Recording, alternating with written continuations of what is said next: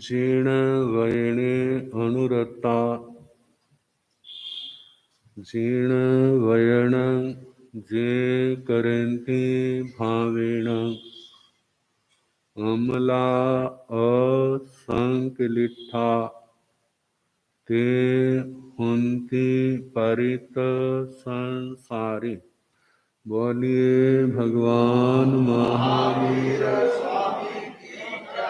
पावन चरित गुरुदेव जी। बंदो मन वच काहे भव सागर को तरण में करो हमारी सहाय। जिन शासन जिन वाणी सदा जयवंत हो, श्रवण संग सदा अविचल मंगल हो।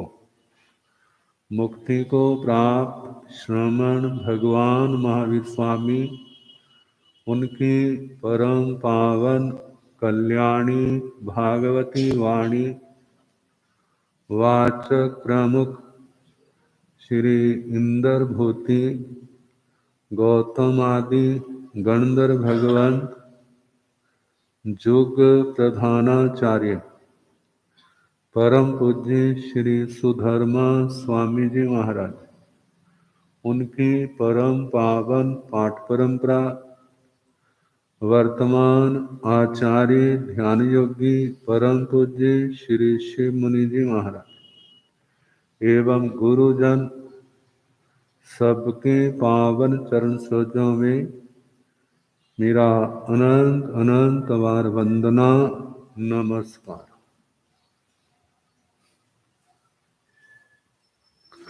उपस्थित धर्म प्रेमी सज्जनों, माताओं तथा बहनों,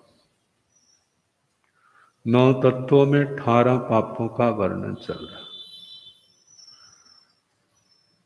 5वां परिग्रह। कहते हैं जहर अच्छा नहीं ना होता, लेकिन जहर को अमृत बनाया जा सकता है।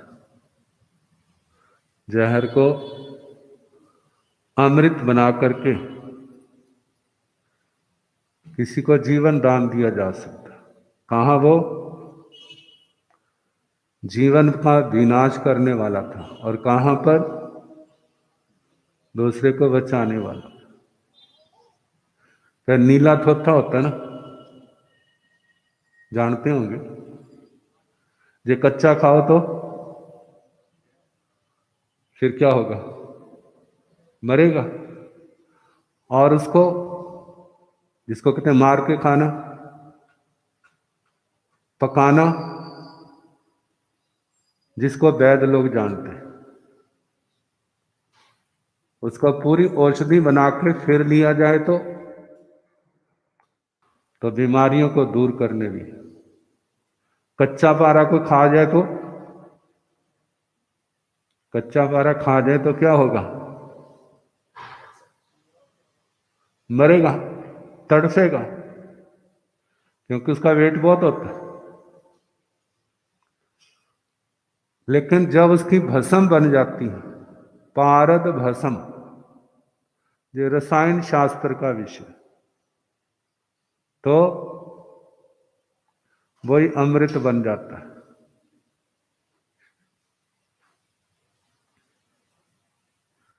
उसका विधि पूर्वक सेवन करने वाला जो है, उसका जल्दी बुढ़ापा नहीं आता, क्योंकि उसके अंदर ऐसे रसायन, ऐसे तत्व पैदा हो जाते। एक और काल का रूप है, काल के महाकाल के, और दूसरी ओर शिव कल्याण का रूप है। अच्छा है तो महाकाल और पक्का है तो असम रूप में है, रस रूप में है तो शिव कल्याण का रूप बन गया। ऐसे ही जे पाप विवेक नहीं है तो पतन का कारण है। तब विवेक आ गया तो आत्मा ऊर्ध्वारोहण भी कर लेता है। बिजनेस करेगा तो धन तो बढ़ेगा ही, खेतीबाड़ी करेगा अनाज तो आएगा, कभी कम होगा कभी ज्यादा होगा। धन बड़ा है, लेकिन धन बढ़ने के साथ लालसा नहीं बढ़नी चाहिए, इच्छाएं नहीं बढ़नी चाहिए। लेकिन प्राय करके लोगों की इनकम के साथ इच्छाएं भी बढ़ जाती। इनकम बढ़ गई,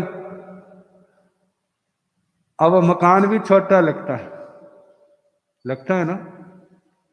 फिर क्या सोचते हैं, अब तो हमारा बड़ा मकान होना चाहिए। कहते जगह थोड़ी है तो खरीद लो आसपास वालों की, नहीं मिलती है तो कहीं खुली जगह जाके क्या करो, इच्छाएं बढ़ गई ना, सुविधाएं बढ़ गई। अब व्यक्ति सोचता है मैं सुखी हो रहा हूं, बंगला भी बन जाए, गाड़ियां भी आ जाए, फिर पूछो वाला भाई साता है, हाँ में सिर हिलाएगा ना में। वे अपनी आत्मा को पूछे क्यों नहीं है साता, क्योंकि अंदर आग जल रही। वह आग कौन सी है? लालसा, तृष्णा, कषायों की, वासनाओं की। आप सारे लोक के मालिक भी बन जाए, ये लालसा आपको वहां भी शांति से बैठने नहीं देगी। और यदि आत्मा ने इनको जीत लिया है, पास में कुछ भी नहीं है, फिर भी वो आराम से सोएगा। जिसके पास सब कुछ है उनको आराम की नींद नहीं आती, जिनका वह कुछ भी नहीं है वो आराम से सोते। गुरु जी दृष्टांत सुनाया करते थे, कहते एक बहुत बड़ा बंगला कह लो, सेठ सेठानी को नींद नहीं आ रही थी। सेठानी सोचने लगी नीचे तो दम घुट रहा है, छत पर जाऊं तो खुली हवा लूं। चली गई छत पर, चारों ओर देख रही है, यह पूर्णमासी की रात है, चारों ओर चांदनी रोशनी, बड़ा अच्छा लग रहा है, राहत महसूस हुई। पास में एक मजदूर की झोंपड़ी थी, तो क्या देखा, मजदूर खराटे मार के सो रहा है। कहते हे भगवान, दिया तो बहुत कुछ हमें, लेकिन क्या नहीं दिया? जे आराम की नींद नहीं दी। देखो हमारे से तो ज्यादा भाग्यशाली जे है, कितने आराम से सो रहा है, और हमारे भाग में जे आराम नहीं। आराम के साधन है लेकिन आराम नहीं, इसके पास आराम के साधन नहीं है लेकिन इसके पास क्या है? आराम।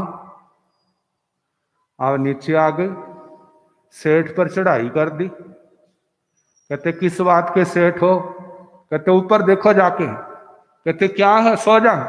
कहते नींद ही तो नहीं आ रही, ऊपर देखो। कहते क्या? कहते चला तो सही।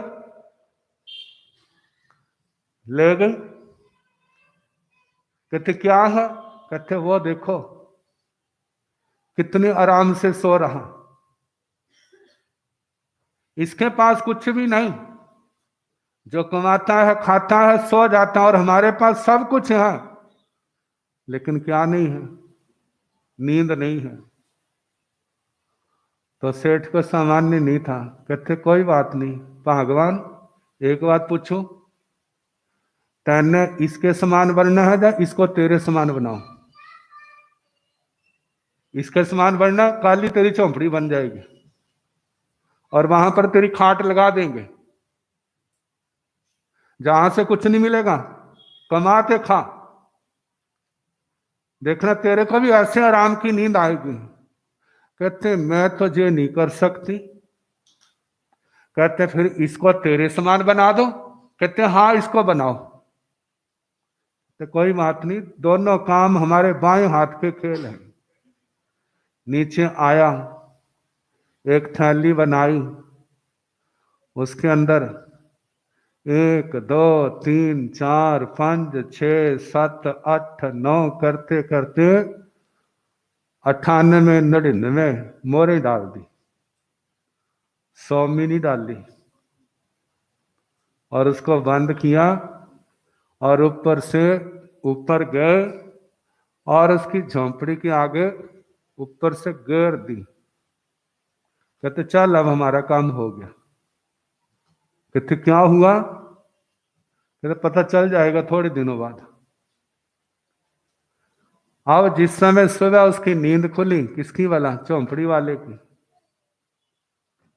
गर्मियां थी, दरवाजे का तो कोई काम ही नहीं। बाहर आया, देखा कुछ पड़ा है।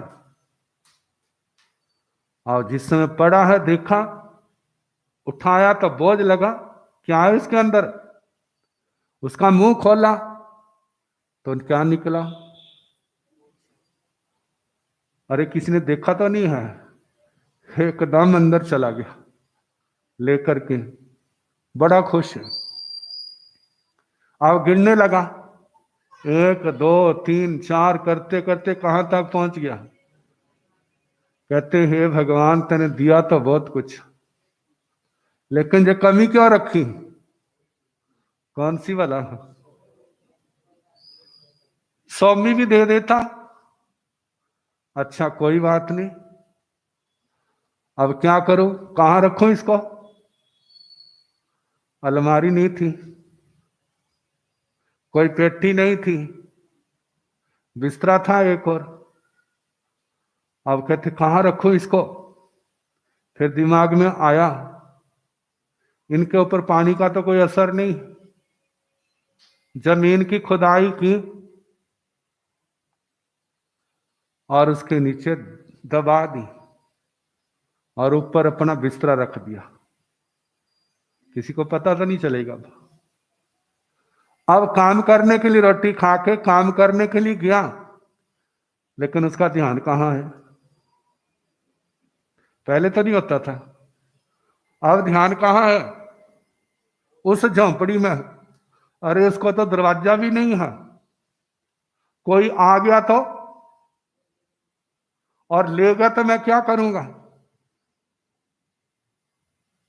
अब उसने जैसे कैसे, पहले तो जितना कमाता था खा लेता था, सो जाता था,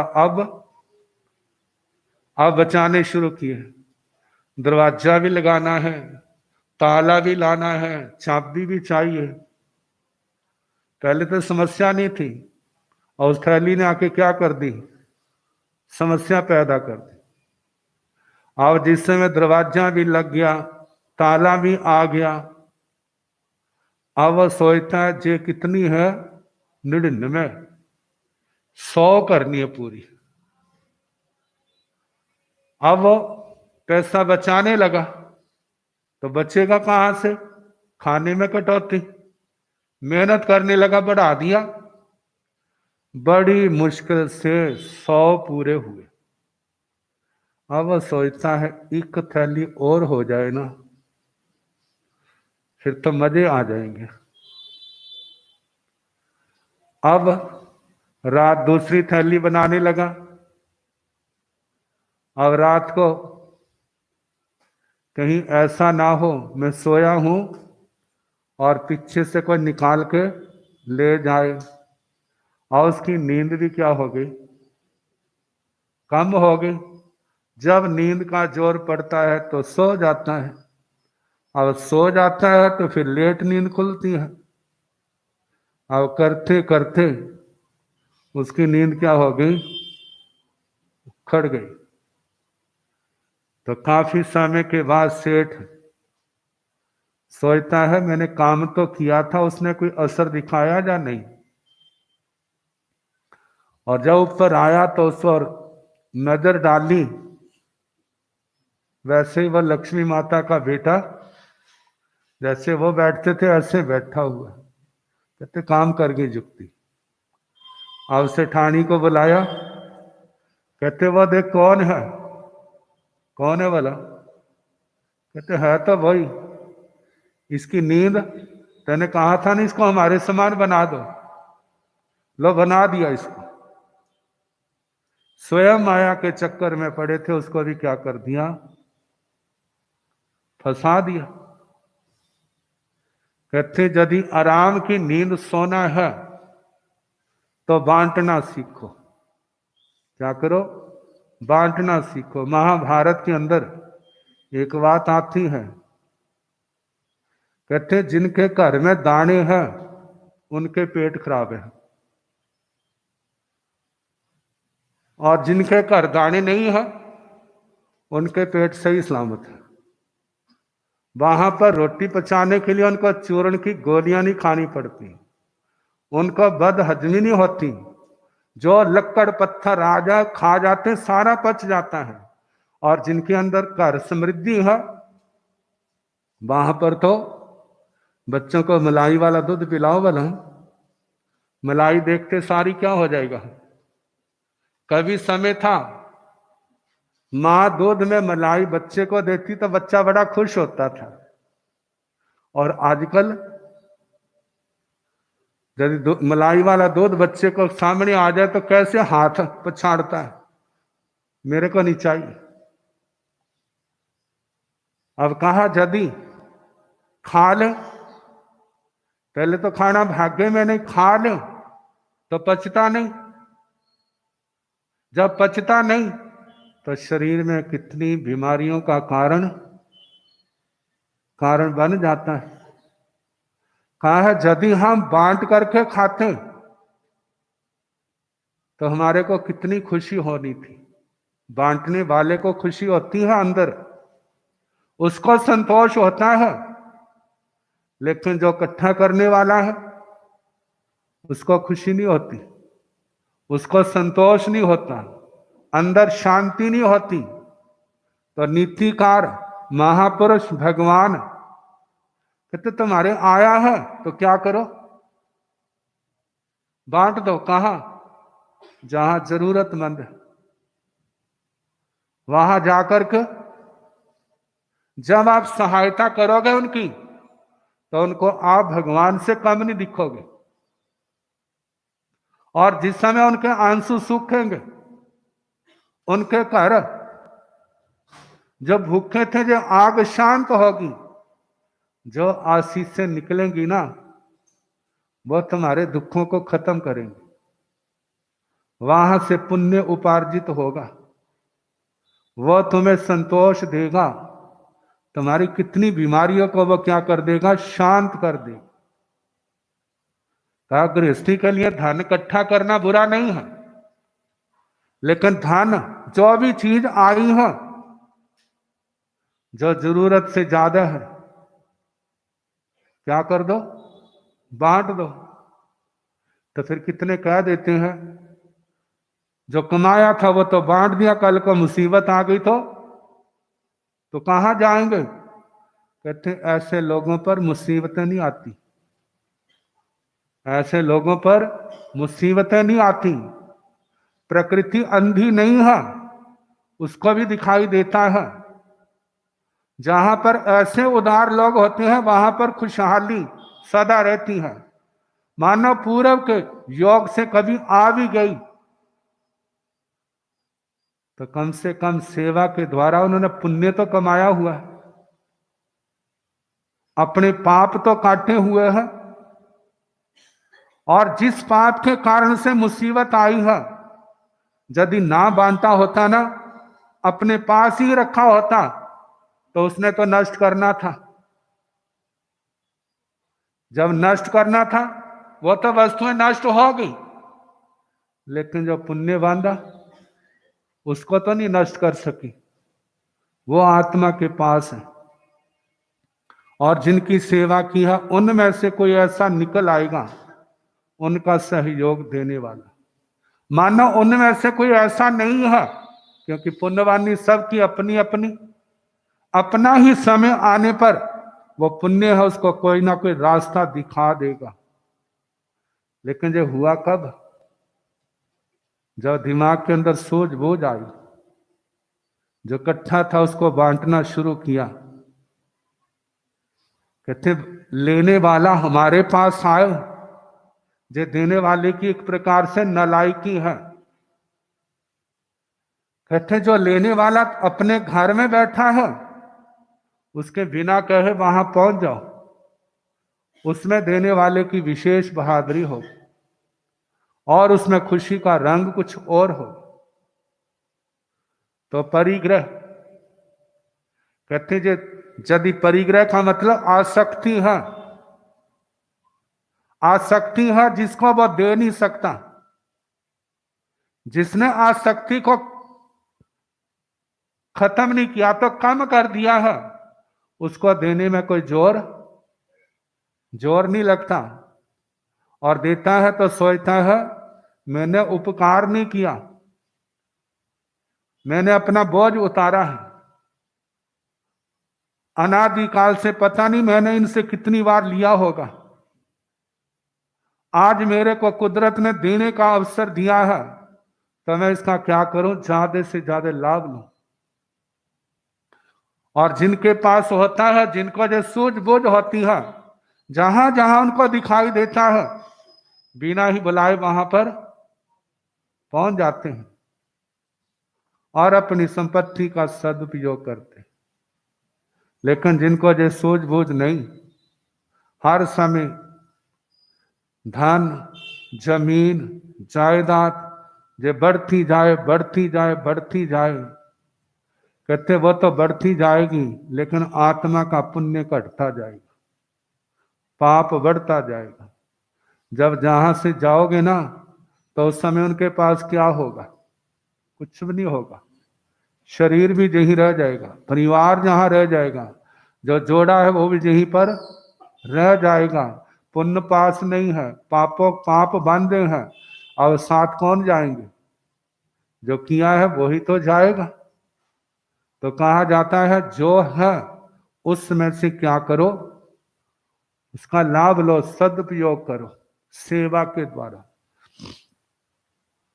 प्रसंग आता है, एक राजा किसी पर प्रसन्न हो गया, कहने लगा मांगो क्या मांगते हो। तो भूख सबकी अपनी अपनी होती है, उसकी भूख थी जमीन ज्यादा से ज्यादा हो, खेती बाड़ी में ज्यादा से ज्यादा करूं, मैं क्या मेरा परिवार, मेरे बच्चे, उनके बच्चे पीढ़ी दर पीढ़ी सदा सुखी रहे। कहते महाराज आपके पास कमी तो है नहीं, मेरी जे भावना है, मेरे को जमीन चाहिए, कितनी चाहिए। कहते शाम तक जितनी माप लो, शाम तक जितनी माप लो। कहते माप ले। अब वो भागने लगा है, भागता जा रहा है, कितनी दूर चला जाएगा, 10 मील चला गया, प्यास लगी है, पानी तो कल भी पी लेंगे, भूख लगी है, जितनी देर पीने के लिए खाने के लिए लगाना उतनी देर कितनी जगह में क्या कर लूंगा, कवर कर लूंगा। और जैसे जैसे बढ़ता जा रहा है ऐसे ऐसे उसकी तृष्णा भी बढ़ती जा रही। लेकिन शरीर तो शरीर है। जब शाम होने को आई फिर सोचता भी थोड़ा सा सूरज है, शरीर तो थका और आगे बढ़ जाऊं। और बढ़ते बढ़ते ऐसा सांस फूला, क्या हो गया, धड़ाम से नीचे गिर गया और उसके सांस उखड़ गई। और क्या हो गया उसका, राम नाम सत्य है। कितनी जमीन इकट्ठी की वाला, और साथ कितनी ले गया, कई तो कहते 2.5 हाथ 3 हाथ, वो भी कहाँ ले गया है। और जिस समय शरीर को उठा करके कोई दफना देगा और कोई जला देगा, और जो इतनी जमीन जिसको 2.5-3 हाथ कहते थे वो कहाँ पर है, किसको ले गया है, वो भी वहीं पर है, उसको कोई और संभाल लेगा। कहते हैं आज तक देखो इस जमीन पर कितने लोग आए हैं, कितनों ने जन्म धारण किया है, लेकिन जे धन जे जमीन जायदाद किसका बना है? जे जहीं का जहीं है, आने वाले आए और समय आने पर चले गए। किन्होंने तो जहां आकर के ऐसे कर्म किए जिससे जन्म मरण से मुक्त हो गए, किन्होंने ऐसे कर्म किए वो स्वर्गों के भागी बन गए, और कितनों ने ऐसे कर्म किए मनुष्य जन्म पा लिया, किन्होंने ऐसे दुष्कर्म किए वो नरक और प्रियंत गति की ओर चलेगी। अब इस आत्मा को कैसा बनना है? हमारे को इस आत्मा को जो मौका मिला है कि हम अपनी जन्म जन्म की दरिद्रता को मिटाना है, कटाना नहीं है। इन 18 पापों का सेवन करने से आत्मा की जन्म जन्म की गरीबी बढ़ती है, दरिद्रता बढ़ती है, दुर्गतियां बढ़ती हैं, दुख बढ़ते हैं, और इन पापों का त्याग करने से आत्मा का बोझ हल्का होता है, आत्मा को शांति होती है। कहते ध्यान रखो, किसी का बुरा नहीं सोचना, किसी का बुरा नहीं बोलना, किसी का बुरा नहीं करना, चाहे हमारा कितना बड़ा शत्रु हो, कितना बड़ा शत्रु क्यों ना हो। जब उसके प्रति सद्भावना आ जाएगी ना, इसका बुरा ना हो, बुरा बोलना भी नहीं, बुरा करना भी नहीं, समझना जो बैर विरोध की गांठें पड़ी हैं वो कटनी शुरू हो जाएंगी। क्योंकि क्या आ गई? सद्भावना आ गई। चाहे कुछ हो, किसी भी प्राणी का, कहते हैं बैर विरोध होना, मतभेद होना अलग बात है, लेकिन बुरा नहीं सोचना। मानो जिनके साथ बैर विरोध है उनका कहीं बुरा हो भी रहा है तो एकदम वहां पहुंच करके उसको रोकेगा ना, भाई ऐसा नहीं करना, और उसके लिए संघर्ष भी करेगा, जोर भी लगाएगा, और उसने बुरा होने से रोक दिया। अब ये सूचना तो वहां भी पहुंच जाएगी। कहां भला? जिनका बुरा हो रहा था, भाई किसने रोका? उसने रोका। जब ये सूचना उन तक पहुंचेगी तो उनके दिमाग में तो कुछ होगा, वो जड़ मूर्ख तो नहीं होगा। अब वो सोचेगा उसने हमारा, जिसको हम दुश्मन मानते, शत्रु मानते हैं, उसने क्या किया? हमारी जगह वो खड़ा हो गया, हमारी मुसीबत को उसने ले लिया। इसका मतलब हम बुरे हैं, वो बुरा नहीं है। कहते क्या हम इतने गिरे हुए हैं? उनकी भी वो क्या हो जाएगी? शत्रुता खत्म हो जाएगी। इसलिए कहा जाता है धार्मिक बनने से भी पहले एक नेक इंसान बनो। यदि नेक इंसान बने हैं तो आपका धर्म का भवन मजबूत होगा। यदि आत्मा के अंदर जो नेकी नहीं है, नेक इंसान वाली, तो कितना मर्जी धर्म का भवन खड़ा कर लो, एक दिन क्या हो जाएगा? वो गिर जाएगा। लेकिन इस इंसानियत के ऊपर खड़ा है तो उसको कोई गिरा नहीं सकेगा, आगे से आगे बढ़ता जाएगा। बस आपका समय हो गया है। हमारा नेक इंसानियत की आधारशिला मजबूत हो, इन 18 पापों से बचें और हम आगे बढ़े किसका? हाँ, शांति के मार्ग। तपस्या